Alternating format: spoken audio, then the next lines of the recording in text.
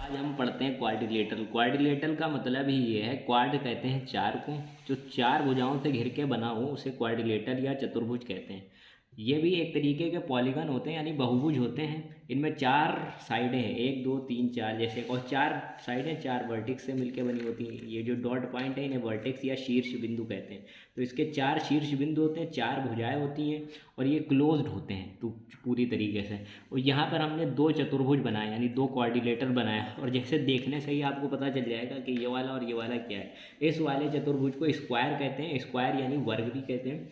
तो ये स्क्वायर है, और दूसरा वाला आयत है या रेक्टेंगल है। ये रेक्टेंगल है और ये वाला स्क्वायर है। स्क्वायर का क्या होता है, स्क्वायर पहचानने के लिए सिंपल सी चीज़ है कि स्क्वायर की सारी भुजाएं इक्वल होती हैं, यानी ये वाली ये वाली ये वाली और ये वाली सारी भुजाएं इक्वल होती हैं। तो जैसे ही इससे इसका आप स्क्वायर का पेरीमीटर स्क्वायर का क्या होता है, स्क्वायर का पेरीमीटर होता है, आप ए से बी तक गए, बी से सी से डी और डी से फिर वापस आप ए तक आ गए। तो ए से बी तक जाने में भी आपको ए दूरी, और ए बी से सी तक और सी से डी तक, और वापस डी से ए आने तक में भी आपको ए ही दूरी तय करनी पड़ी। यानी जहाँ जहाँ आप चल रहे हैं तो ए डिस्टेंस कवर कर रहे हैं, तो टोटल डिस्टेंस कितनी हो जाएगी, 4 है। तो इसका पेरीमीटर सिंपल होता है 4 है। अब इसके एरिया का क्या फार्मूला होता है, जैसे कि हमने पिछली बार देखा, एरिया का फार्मूला आप आराम से निकाल सकते हैं। किन्हीं दो साइडों को आपस में मल्टीप्लाई कर दें, क्षेत्रफल निकल आए। क्षेत्र का मतलब एरिया और फल का मतलब गुणा करना। किसी दो साइडों को आप आपस में गुणा कर दें, क्षेत्रफल निकल आए। लेकिन दूसरा तरीका क्या है इसके क्षेत्रफल का, ट्राइंगल से निकालना। आप एक डायगोनल यहाँ पर डाल दें और ये 90 का एंगल बन जाएगा। तो ये वाली भुजा और ये वाली भुजा ए है, तो हाइपोटेन्यूज क्या होगा, जाहिर सी बात अगर दो भुजाएं सेम हो तो ये आइसोसेलेस ट्राइंगल होता है। और इसका जो ये वाली भुजा होती है, यानी हमारा सेम एज ये वाली भुजा जो होती है, ये a√2 होती है, यानी हाइपोटेन्यूज a√2 होता है। अब इसका एरिया क्या होगा, इसमें दो ट्राइंगल आपको दिख गए जो कि राइट एंगल ट्राइंगल। तो राइट एंगल ट्राइंगल के एरिया का फार्मूला क्या होता है, एक ये वाला पोर्शन एक ये वाला पोर्शन। तो पहले हम ले ले ट्राइंगल ABC का एरिया, प्लस दूसरा ले ले ट्राइंगल ADC का, ऊपर वाला ADC। दोनों ट्राइंगल्स के एरिया को मल्टीप्लाई आपस में ऐड करते हैं तो देखें क्या निकलता है, 1/2। और इसकी बेस भी A है और इसकी हाइट भी A है, प्लस 1/2 इसका भी बेस A है और इसकी भी हाइट जो है वो A ही है।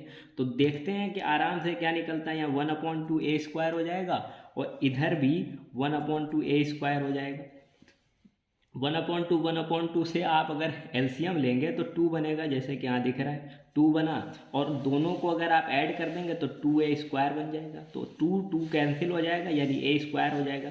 तो इसके एरिया का फार्मूला आपके पास सिंपल आता है A²। का मतलब साइड का स्क्वायर, साइड का स्क्वायर का मतलब भुजा का स्क्वायर। अगर कोई हिंदी जानता है तो भुजा का स्क्वायर, यानी हमेशा स्क्वायर के एरिया का फार्मूला भुजा स्क्वायर होता है। अब दूसरा हमारे पास एक और क्वाड्रिलेटर है, रेक्टेंगल की एक भुजा जो होती है L होती है लेंथ, और दूसरी होती है ब्रेथ यानी चौड़ाई उसकी। तो इसके एरिया का सिंपल फार्मूला, एरिया का फार्मूला होता है L/B, यानी लेंथ इंटू ब्रेथ। ये कैसे आएगा हम प्रूव भी कर लेंगे।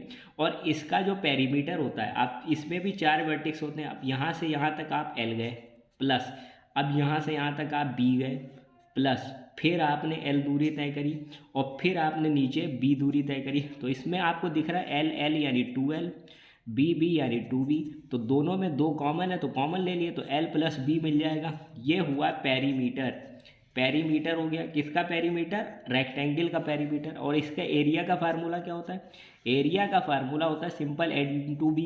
वो कैसे निकालेंगे, फिर एक डायगोनल आप डाल लें। डायगोनल मतलब जो बीच वाली भुजा दो वर्टेक्स को, अपोजिट वर्टेक्स को जोड़ता है उसे डायगोनल कहते हैं। जैसे ही डालेंगे तो फिर इसमें 2 ट्राइंगल बन जाएंगे। पहले वाले ट्राइंगल का भी फार्मूला यही होगा, क्योंकि लेंथ इंटू ब्रेथ तो ट्राइंगल में सेम है, बेस और हाइट, प्लस दूसरे वाले का भी यही होगा। दोनों का ऐड कर लेंगे तो 2/2 L/B बन जाएगा। तो 2 से 2 कैंसिल, L/B बनेगा।